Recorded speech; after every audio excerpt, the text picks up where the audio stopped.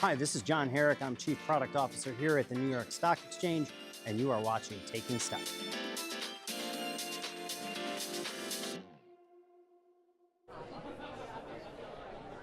Let's do it, folks. One and all, welcome to the show. 2 minutes to go here into the close at the trading floor of the New York Stock Exchange. We are expected to see all-time highs for both the NYSE Composite Index as well as for the Russell 2000. The small caps here for the first time in history expected to finish just above 2,700. It is a positive day of buying across the major market indexes. Pretty comparable story at this hour for the S&P 500, the Dow, the NASDAQ, the NYSE Composite Index, as well as the small caps. Telecom, discretionary, and tech really leading your S&P 500 for the risk-on trade here today. Staples, industrials, and real estate are your biggest S&P laggards. Welcome to the broadcast, one and all. You're watching Taking Stock. I'm your host, JD Durkin. Mere moments away from the ringing of the closing bell here at the New York Stock Exchange. We got the team from Transocean. This is ticker symbol RIG. Set to do the honors here in just a moment. Volatility on the day down with the VIX falling back down to a 15 handle for the first time in a few sessions. The 10-year Treasury yield is in elevated territory with gold and silver that rush to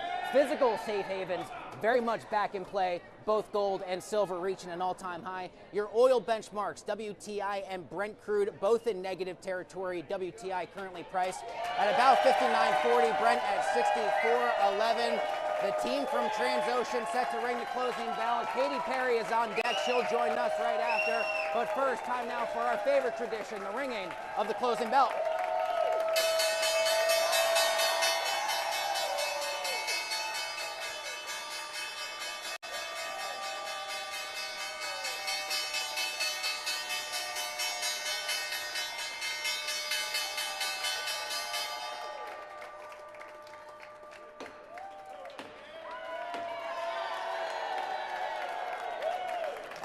That's my favorite part of the day, and the crowd goes wild here for fresh all-time highs for the New York Stock Exchange Composite Index, as well as for the Russell 2000, your final tail of the tape on this Thursday. I like to call Thursday a mini Friday or a Friday Eve.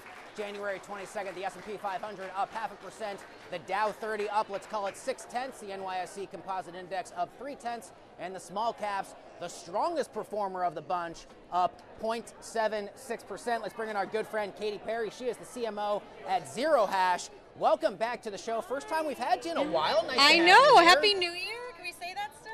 You know what? If I haven't seen you yet in the year, I'm one of those people. Happy Everyone's New like, Year. don't say Happy New Year, everybody. Happy New Year to all of you. Thank you for being here. So not quite at all-time highs for the broader S&P, but what have you seen? What a wild couple days it's been like for traders. What have you been following? I'm following the BitGo IPO. I mean, I was outside walking in. It was like there was Pop-A-Shot. Yep. There was mini golf, arcade games. It was an awesome event. It's really cool to see sort of the boring side of crypto get the hype. You know, the infrastructure plays, and I think retail investors are going to be really excited to look at them as a picks and shovel sort of move as they extend beyond their Coinbase portfolios. Of course, we had IPOs last year from Circle and Bullish, and now BitGo kicking things off here in 2026. We'll be bringing our viewers an interview with the Chief Revenue Officer at BitGo coming up in just a bit. Investors really react in the last 72 hours. All eyes on Davos. Hello, like, oh my goodness, whiplash out of the president's remarks, the big sell-off at 2% on Tuesday, the bounce back the last 2 days. Where do you want to start? The floor is yours in Switzerland. I can't keep up. I mean, crypto obviously was a really interesting story because you saw everyone doubling down on just the reality of it and how they're implementing it. You saw Coinbase, the CEO was there. Everyone was talking about it, whether you were at the lead of a major financial institution or a pure play player. So I think that was a big one. You also had the geopolitical backdrop with Greenland's drama going on in the background. All, of course, while everyone's wearing snow boots on a mountain. So what could be more fun than that? Well, being here at the New York Stock Exchange, I gotta say, if we don't get to do the show live from Davos, no, it's just sour grapes. Who even wants to be there? Although next year, if you want to send us, we'd be very happy to go to Davos. We'll figure out the boots. Talk to me about the latest Zero Hash stablecoin report. What is on your radar? You think we should pay a bit more attention to here in 2026, Katy? Stablecoin is one of these words that was really deep in the crypto community for many years, and now it's really part of the day-to-day of a lot of apps and what people are using, and they just don't even know they're using it. So the report is really looking at the momentum of using crypto infrastructure and blockchain as a new way to move money. We calculated there's probably about 1.4 at the lower end billion accounts that could use stable coins for payments based on Cash App onboarding people. You have Interactive Brokers. Earlier this week we announced Gusto. You can now pay people across borders using stable coins. So there's a lot of momentum there. There was also an interesting stat about companies mentioning stablecoins in their EDGAR filings. Year over year, that's up 290%. Over 2,300 companies mentioned the word stablecoin in an EDGAR filing last year. That's amazing. I got about a minute left with you. Economic data on your horizon, either for the rest of this week or in the days and trading weeks ahead, Katy Perry? I think we're all watching the job numbers, of course. I think I zoom out a bit on that, and I'm always following the AI sort of what's going to happen with jobs in the long term. We also saw from P&G their earnings today, which was a good signal for sort of consumer sentiment, which seems a little bit on edge. You know, things are doing pretty well. People are still on their Kalshi, their poly market. Things seem good on the surface, but there's a little undercurrent of worry I saw in P&G's earnings. Personal care, beauty was up. Things like diapers, razors, other things were down. So potentially indicating that people are buying fewer things, which we'll see how that nets out. Yeah, one of those core consumer staples companies. It was one of the best performers in the Dow today. We're going to talk a lot more about Procter & Gamble in just a bit. You teed us up perfectly here, my friend. Welcome back and a happy new year. Get away with saying that one last time. All right. We'll talk to you again soon. Skylar will grab your mic. You and I will head this way. Excuse me, one else. Bring the show through.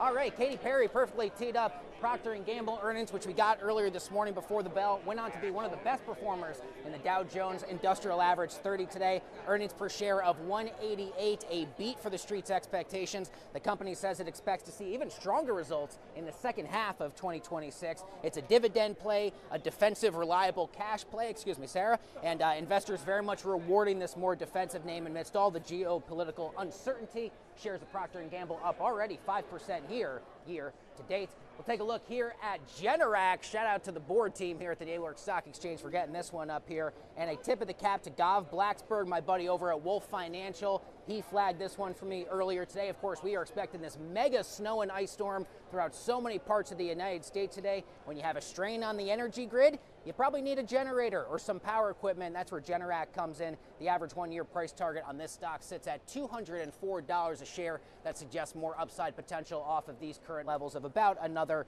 18%. All right, time now to bring you an interview that's very important to me. Last week down here on the trading floor of the New York Stock Exchange, I had the opportunity to catch up one-on-one with financial broadcast legend, the great Bob Pisani, who's been down here on the floor for more than 3 decades for CNBC. We now bring you part 1 of my sit down with Bob. Take a look. Bob Pisani joins me now here on the trading floor of the iconic New York Stock Exchange, making his return once again to the big board where he has worked for many years. He is the author of the book, Shut Up and Keep Talking, Lessons on Life and Investing from the Floor of the NYSE. What an honor to have you here, and thanks for joining us. Oh, thank you, JD. When I got here, right at this spot, there were 4,000 people working on the floor, and they did 80% of the trading on the floor, open outcry. 4,000 people. It's changed a lot over the years, but I have so many friends and so many memories, and you know, I walked on the floor, and there's still several hundred people here, still working away, and it's just a wonderful, iconic place. I never worked for the New York Stock Exchange. I worked for CNBC, but I was here every day. So I felt like this is my home. This is my family here. What is it like for you to come back to the NYSE? You know, this is the center of capitalism. So people say, gee, there's not as much yelling and screaming as there used to be on the floor. And that's because of the development of electronic trading. But the NYSE is still the global center of capitalism. So when the stock market goes south and there's a rotten, terrible day, they still show up outside the door here. That means it stands for something. It's still a center of market-making activity. It's still a center of capital formation. And as is the NASDAQ, by the way. I have nothing against the NASDAQ. I have many friends over there, too. It's just that I was based here. So symbols mean something. And the NYSE stands for something. It is one of the greatest brand names in the world. You could say, people know who Coca-Cola is, but walk up to somebody and say, what does the NYSE mean? What does that mean? And I would bet you a startlingly large number of people will be able to say, oh, I think it means the New York Stock Exchange. That's brand recognition. What do you remember about your first live shot here at the New York Stock Exchange in September 1997? It was nerve-wracking because there were 4,000 people here on the floor. Most of them were not terribly fond of reporters. They didn't trust reporters. I had a very tough time establishing credibility. One of the things they were very concerned about was that I would suddenly blurt out what the orders were. You know, you talk to these people, and that time, there was a large number of what we call $2 brokers. They had small numbers of orders that really powered the floor. What I wanted was for them to give me a sense of what the order flow was like. How much is coming in to buy oil stocks? How much is going out to sell pharmaceutical stocks? Flow, what we call. They had a problem with that because they were afraid I'd say, oh, I was just talking to Tom Smith over there. He had 50,000 shares of Pfizer to sell. And of course, they're quasi-fiduciaries. They don't want that kind of information out. Broad, general observations they're okay with. But I had to establish trust. And a lot of them didn't trust me. It was people like Art Cashin from UBS, became UBS, that helped sort of put my word out on the floor that I could be trusted. So my very first hit, there was a lot of joking on the floor.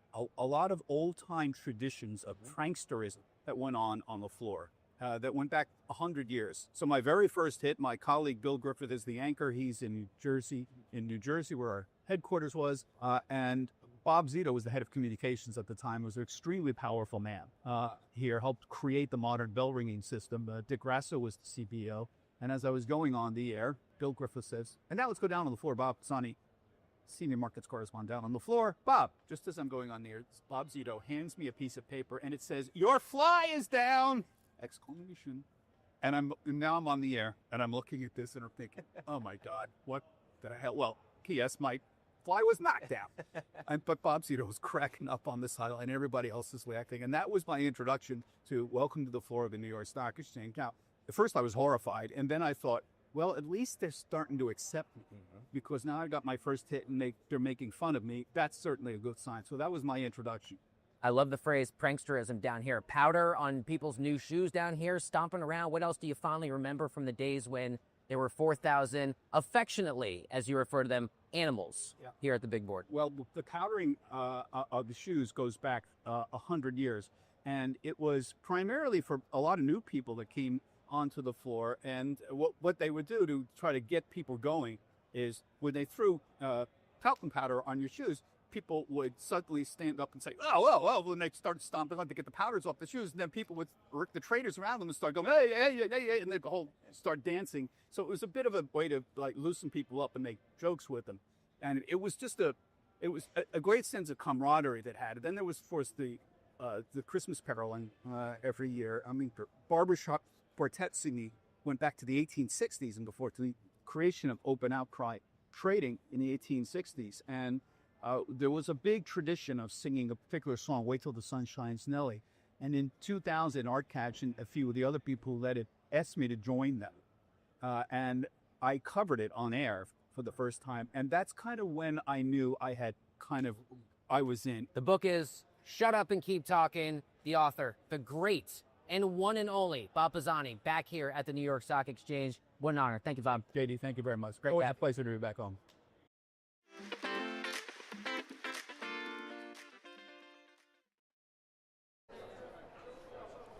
Let's do it. Welcome back to the broadcast. You are watching Taking Stock live from the trading floor of the New York Stock Exchange.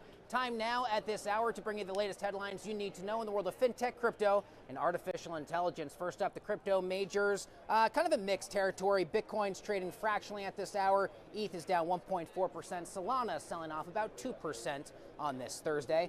Next up, a sweeping crypto market structure bill is now delayed on Capitol Hill. This as Senate lawmakers shift their focus to housing affordability for the midterms, giving industry players a bit more time to lobby for a deal. And finally, Galaxy Digital planning a new $100 million hedge fund targeting crypto and fintech volatility with a long-short strategy. This as investors position for rate cuts from the Fed and the next phase of digital asset adoptions. Our next guest joins the show now. He is remote. This is JP Richardson. He is the CEO and co-founder at Exodus. JP, welcome to the broadcast. Great to have you.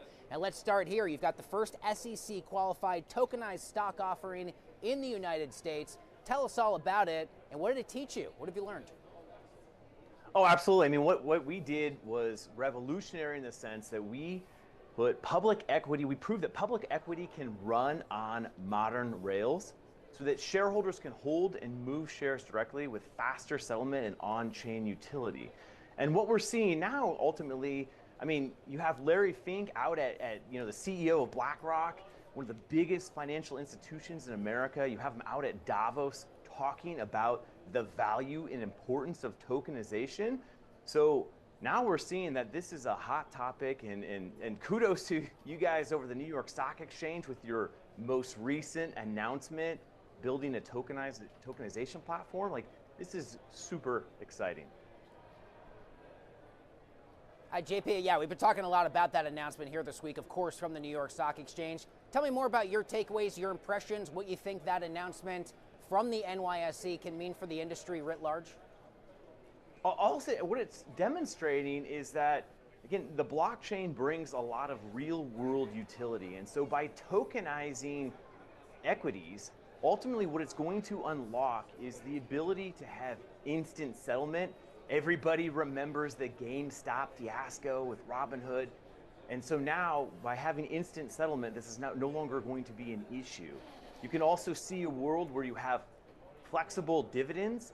And I think for mainstream consumers, as crypto and equities come together in platforms like Exodus, like Robinhood, consumers are going to demand things like dividends being paid out on a more regular basis. And so there's just a lot of really valuable things that can be unlocked by tokenizing equities. JP, talk to me a bit more about this. I got less than a minute left. What does on-chain equity actually improve versus, let's say, traditional stocks? Yeah. As mentioned, I mean, you can even think of like shareholder voting. Right now, you get a paper voting certificate in the mail or through the email. And this costs companies hundreds of thousands of dollars. You can imagine now, by having your shares tokenized, that you have instant settlement, you can pay dividends whenever you want, you can survey your shares instantly if you want, and this opens up shares to the global market. This is so incredibly powerful for consumers and investors all over the world. JP Richardson, CEO and co-founder at Exodus. Thanks a lot for being on the show. Next time we'll do it here in person. It is great to have you. Folks, don't go anywhere. We got much more Taking Stock coming up after this quick break.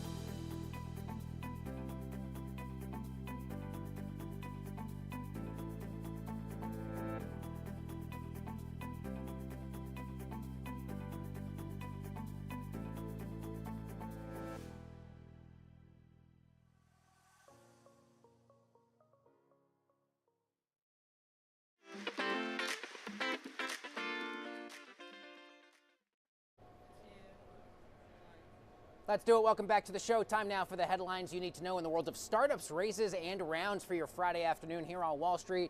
First up, South Korean AI chipmaker Furiosa AI. That's a cool name. Looking to raise up to $500 million in order to scale production, take on NVIDIA, and position itself for a potential IPO. All of this coming as demand for more energy-efficient AI compute continues to surge. Next up, speaking of NVIDIA, they're placing a big bet on the next phase of artificial intelligence, investing $150 million into Base 10 as the inference startup doubles its valuation. All of this going on to highlight the shift from training models to delivering artificial intelligence at scale. And finally, BitGo shares surging nearly 25% today right here at the New York Stock Exchange. A strong early signal investor appetite for crypto IPOs may be back after last year's digital asset sell-off. Speaking of the team from BitGo, what a huge day down here at the New York Stock Exchange as they celebrated their IPO. And the Stock Exchange's very own Kristen Scholler sat down with BitGo's Chief Revenue Officer, Chen Fang,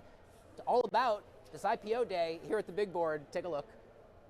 Welcome back, everyone, to NYSE Live. We are live down here on the trading floor of the New York Stock Exchange. You saw BitGo ring the opening bell at 9:30 a.m. Eastern, and the IPO celebration continues. In fact, I'm joined now here by one of BitGo's executives, Chen Fang. He's the Chief Revenue Officer at BitGo. Chen, welcome and congratulations. Thank you so much. Great to be here. Yeah, it's wonderful to have you here at the Stock Exchange. What does this celebration mean today as someone who has been with BitGo for several years? Look, it's been quite the ride. BitGo has been around for 13 years, so that's a long time. Dating all the way back to, I would say, the beginnings of Bitcoin, right? BitGo was here before the start of Ethereum, before the start of Solana. Vast majority of the L1s that's live today wasn't even around when this company was first formed. And since the beginning, for 10 plus years, we were the underpinnings for the growth of this industry, right? We provided raw infrastructure. We're talking wallets, custody, trade execution, settlement to hundreds, now thousands of companies in our sector, in the digital asset space, and in neighboring sectors as well, in fintech and in TradFi. Chen, we heard from one of your colleagues leading into this big day today that you are like the heart of the company. And that's why I referenced earlier, you've been with BitGo for several years. What has it been like to get to this major milestone, celebrating your IPO on the NYSE today? Truly amazing. I mined my first Satoshi way back in 2012. And I went into crypto full-time with my own company in 2016-17, which got merged with BitGo in 2020. So been with the company for 6 years, been in this space full-time for close to 9, and been in this space for even longer. We've come a long way from the small coffee shop in Seattle, where a bunch of guys talking about this new technology called Bitcoin, to here on the floor of the NYSE. Like, that story arc is absolutely amazing. It's a convergence of two worlds, truly. As the Chief Revenue Officer, walk us through the products and services, the main core ones to BitGo that the company offers.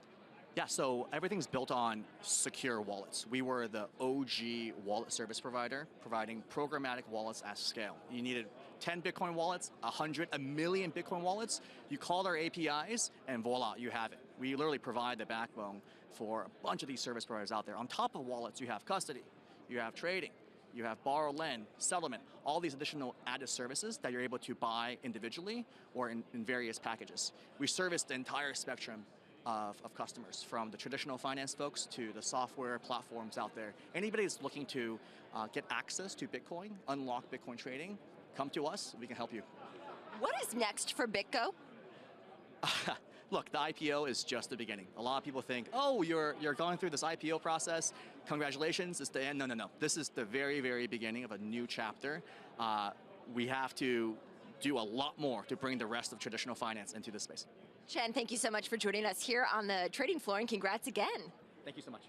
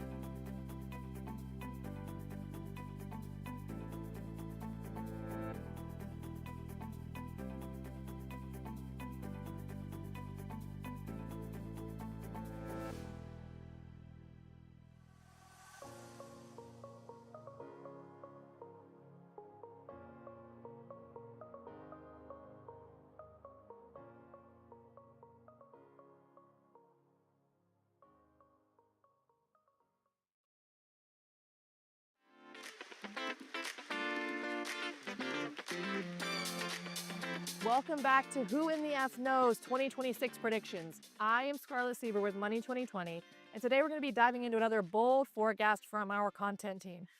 If you're new here, new to this game, here's the deal. I break down one prediction for the future of finance and give it a verdict, either bank on it or bounce it. Because in fintech, you can stack your chips, but let's be honest, who in the F really knows? So let's cash in. Today's prediction comes from Oliver Smith, our head of content at Money 2020 Europe. And woo-wee, is he coming in hot? Here's what Oliver says, and I quote, "Forget Revolut. In 2026, ChatGPT will become the first true financial super app. Point blank, period." Going after Revolut, dang boy. Okay, the vision. People upload their bank statements to ChatGPT for advice. And OpenAI moves, like acquiring New York fintech startup Roy, signals that it's a bigger play here. In Oliver's world, banks and fintechs don't lose customers, but they do lose the front-end relationship, becoming API endpoints while ChatGPT becomes the default interface of your financial life. All right, Oliver, you came in spicy and smart at the same time, going straight for the 800-pound gorilla of Revolut, one of the largest private companies in the world by valuation. But to be fair, this isn't coming out of nowhere. People are already forming relationships with AI agents, using chatbots for late-night counseling, companionship, decision support, and beyond. Studies and expert commentary show users turning to ChatGPT during mental health stress, with some researchers even finding the AI responses rival therapists on empathy, usefulness, and specific tasks, etc. Of course, there's a lot of caveats here, but that behavioral shift really matters because if AI is already a life counselor, AI as a money coach is kind of a logical next step. On the plumbing side, though, OpenAI partnered with Stripe, and this is real infrastructure, not just headlines. Stripe powers payments for ChatGPT Plus, and in 2025, OpenAI rolled out instant checkout inside ChatGPT using the Agentic Commerce Protocol, co-developed with the Stripe, letting users complete purchases in chat and pointing to the future where Assistant can handle transactions for you, not just talk about them. That is pretty crazy. That's a foundational piece of any super app thesis. But here's the reality text. Always a check here with this reality. Trust, regulation, and liability. Handing your entire financial life to a general purpose AI means grappling with data privacy, suitability, and accountability. Europe's AI Act phases obligations through 26 to 27, and that staggered timeline alone makes a 26 flip the switch super app moment pretty tough. Consumers also remain wary about bias, data use, and automated decisioning, especially with their money, so while behavior is shifting, the compliance clock runs a bit slower. The verdict? I hate to do this for you, Oliver, but for now, we're going to bounce it. AI will absolutely play a bigger role in personal finance, and OpenAI's Commerce Rails plus acquisitions like Roy show that intent. But first true financial super app by 26? That's a bit of a stretch given regulatory runway and trust adoption curves. This looks more like accelerating convergence. AI as a smart front end layered on top of a bank fintech rails, then a full replacement in the next 12 months. I think anyways. What do you guys think? Is ChatGPT poised to be the interface for your entire financial life? Or should we bounce this check until trust and compliance catch up? Drop your thoughts and check out the rest of Who the F Knows 26 predictions at money2020.com, because in fintech, the only bet is that nothing's guaranteed.